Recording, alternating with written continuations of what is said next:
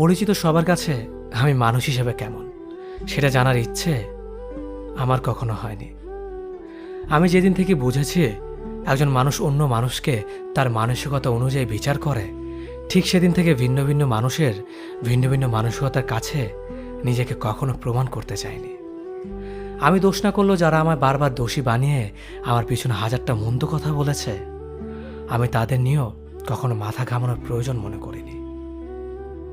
আবার সেই মানুষগুলোই যখন আমার সামনে এসে প্রশংসা করছে, আমি তাদের করা প্রশংসা হাসি মুখে গ্রহণ করছি, কিন্তু কখনো বুঝতে দেইনি যে তারা আমায় আড়ালে আঘাত করেছে। কারো কাছে আমি হতেই পারি মন্দ কিংবা ভালো, তবে আমি নিজের কাছে কেমন সেটা জানাটাই মুখ্য বিষয়। আমার দ্বারা কি কারো কোনো ক্ষতি হয়েছে? আমি কি কাউকে ঠকিয়েছি? কিংবা আমার আচরণে কারো চোখ বেয়ে অশ্রু গড়িয়ে পড়েছে কিনা? হ্যাঁ, প্রতিনিয়ত এসব প্রশ্ন আমি নিজেকে করেছি, কারণ আমার সবসময় মনে হয় আমি মানুষ হিসেবে কেমন সেটার বিচার আমারই করা উচিত। অন্যরা আমাকে আমার মতো বুঝবে না। তাই আমার সম্পর্কে কে কি বলেছে না বলেছে সেটার প্রাধান্য দেওয়া উচিত বলে মনে করি না। আমি তো জানি আমি কেমন।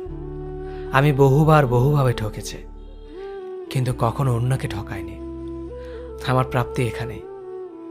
আমার কোনো বিষয় নিয়ে অনুশোচনা করার প্রয়োজন নেই অনুতপ্ত হবার কোনো কারণ।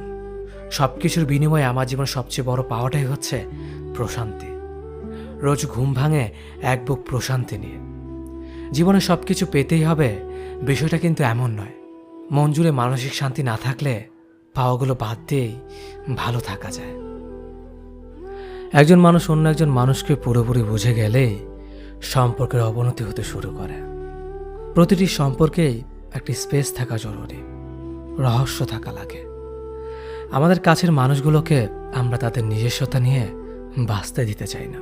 তাদের ব্যক্তিগত পৃথিবীকে সংকুচিত করে ফেলে। আমরা কোনো না কোনোভাবে তাদের পৃথিবীকে শাসন করতে চাই। আধিপত্য বিস্তারের নেশায় ডুবে থাকি।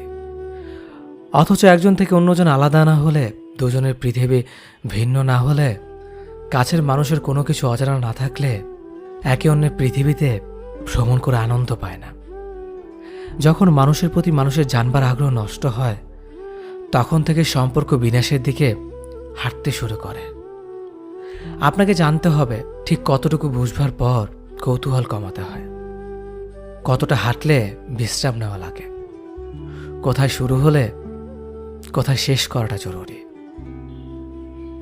একজনকে ঠকিয়ে কিছু করার জন্য সামান্য হাসি হেসে নিলেও আজীবন কিন্তু ঠিকই এই অপরাধের শাস্তি ভোগ করতে হয়।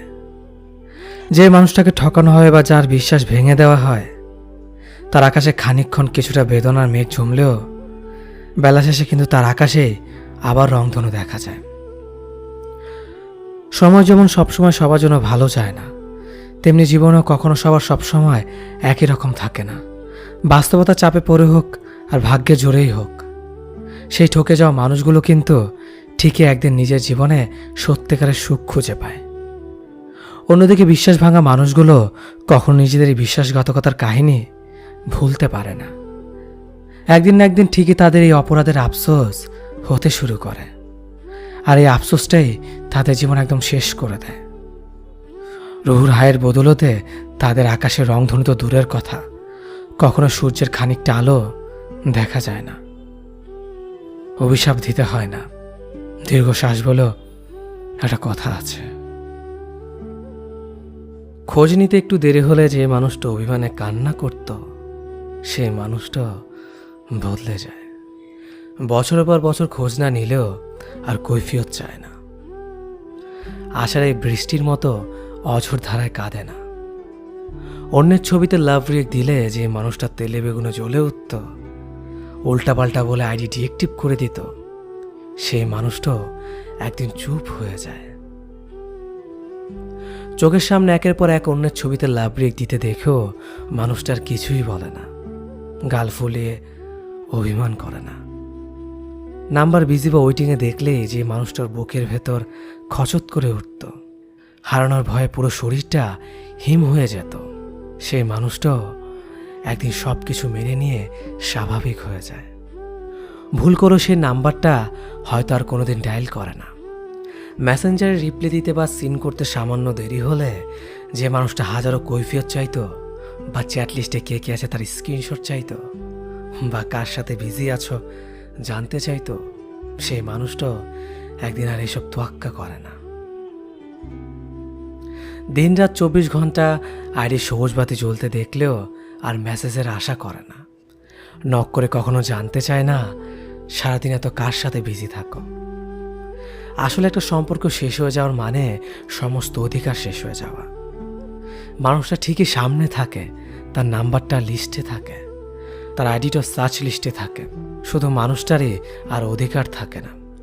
ভালোবাসলেও আর কখনো ভালোবাসি বলা হয় না। সব কিছু দেখে শুনে জেনেও চুপ করে থাকতে হয়। মুখ ফুটে আর কখনো বলা যায় না যে তুমি মানুষটা আমার অধিকার, তুমি মানুষটা একান্ত আমার ব্যক্তিগত অধিকার। 2 কাপ চায়ের ঝড় তোলা সম্পর্কটাও একসময় ইনবক্স ভর্তি কনভারসেশন স্তূপে সমাপ্তি পায়। ভালোবাসা যেখানে লুকিয়ে থাকে ব্যাক স্পেসে, কাঠফাটা রোদের ভিড় ঠেলে প্রেমিকার সাবন ঢলা হাসি দেখতে যাওয়া প্রেমিকটাও একসময় মাথা ভর্তি দায়িত্বের চাপে সম্পর্ক ভেঙে দেয়। ভালোবাসা যেখানে তালাবদ্ধ থাকে বাম পাশে পড়ে থাকা হৃদবাক্সটাতেই। হাতে গোনা কয়েকটি সম্পর্ক বাদে বেশিরভাগের অবস্থায় এমন হজবরল হয়ে আছে। তারা জীবনে হিসেব বোঝে, সম্পর্কে বোঝে না। তাই তো বাস্তবতার কাছে বারবার হেরে যাচ্ছে সম্পর্কগুলো। এসব বাস্তবতার সমাপ্তি পাওয়া সম্পর্কগুলোকে আবার চাপা দেওয়া মডার্ন জেনারেশনের প্রেমগুলো দেখলে বড্ড হাসি পায়। এরা ভালোবাসতে চায় না, চায় শুধু অভিজ্ঞতা নিতে। এরপর সে অভিজ্ঞতা ছিটে ফোটা গায়ে ঠেকিয়ে লোক সমাগমে নিজেকে অভিজ্ঞ অথবা সকল ম্যাচুর পার্সনের ব্যাখ্যা দিয়ে ঘুরে বেড়ায়। না, প্রেম ভালোবাসা এতটা তুচ্ছ না। তুমি ভালোবাসার অর্থ না বুঝে সম্পর্কে জড়ানোর জন্য নিজেকে ভালোবাসার কাঙ্গাল দাবি করতেই পারো, কিন্তু দিন শেষে সম্পর্কটা, ওই যে বললাম ইনবক্স ভর্তি কনভারসেশন, ওতেই সমাপ্তি হবে। তুমি মগজভর্তি স্বপ্ন নিয়ে তাকে হুবহু বাস্তবতার সাথে মেলাতে আসলে সে ভালোবাসা ওই ব্যাক স্পেসেই মুছে যাবে। স্বপ্ন দেখা দোষের না, তবে স্বপ্নবান হওয়ার আশায় আবেগে গা ভাসিয়ে বিচার বুদ্ধির লোভ করাটা অবশ্যই দোষের। এক্সপেকটেশনের চোটে অনুভূতিহীন সম্পর্কে জড়ালে সে সম্পর্কে কোনো চায়ের কাপে ঝড় তুলবে না, কিংবা প্রেমিকার শ্রাবণ ঢালা হাসিও দেখবে না। তাই ভালোবাসা তোমার অনুভূতি থেকে, মগজভর্তি এক্সপেকটেশন থেকে নয়। যদি কারোর সাথে দেখা হওয়ার পর শুধুই মন খুলে হাসতে ইচ্ছে হয়, কথা বলার ছলে আঙুল ছুঁয়ে দিতে ইচ্ছে হয়, কিংবা ছেলে মানুষই পেয়ে বসে, অনায়াসে তুমি যা করো না কখনোই, জেনে রেখো তুমি তাকে ভালোবাসো, জানা অজানার বাইরে অনেকখানি হৃদয়ের গহীনে। হয়তো তোমাকে নিজেকে বোকা মনে হবে পরে যখনই ভাববে কি ছেলে মানুষই না ছিল, এমনটি না করলেও হতো। কিন্তু আবার যখন দেখা হবে তখন সেই পাগলামি ছেলে মানুষই কোথা থেকে যেন হঠাৎই নিজের মাঝে এসে তোমাকে অন্য এক মানুষ করে তুলবে। তুমি তাকে চেনো না, তোমার প্রতিদিনের সেই তুমি যেন নিমিষেই বদলে গিয়ে অন্য রূপে আবির্ভাব হয়েছে, যেখানে কোনো কষ্ট নেই, ক্লান্তি নেই, কোনো গ্লানি নেই। যেন তুমি অনেকদিন পর বুক ভরে নিঃশ্বাস নিচ্ছ। নির্মল বাতাসার এই দিনটাই তুমি বেঁচেছিলে অনেক দিনের পরে। ভালোবাসা এমনই, হুট করেই তোমাকে বদলে দেবে মনের অজান্তেই। আর তুমি প্রাণ খুলে হাসবে কোনো কারণ ছাড়াই, তার মুখের দিকে চেয়ে। আসসালামু আলাইকুম, সবাই কেমন আছেন? কিছু কথা বলার জন্য আমি আসলাম। এই যে টি শার্টটা আমি পরে আছি সেটা লাইলাতুলের টি শার্ট। আপনারা যারা এই সলিড কালার টি শার্ট পছন্দ করেন, যারা এই টি শার্টগুলো কিনতে চান, তারা অবশ্যই লাইলাতুলের পেজে গিয়ে নক করবেন। লাইলাতুল পেজের লিঙ্ক ডিসক্রিপশনে দেওয়া থাকবে আর ফার্স্ট কমেন্টে পিন করা থাকবে। আর হ্যাঁ, এই ব্র্যান্ডের সাথে কিন্তু আমিও যুক্ত।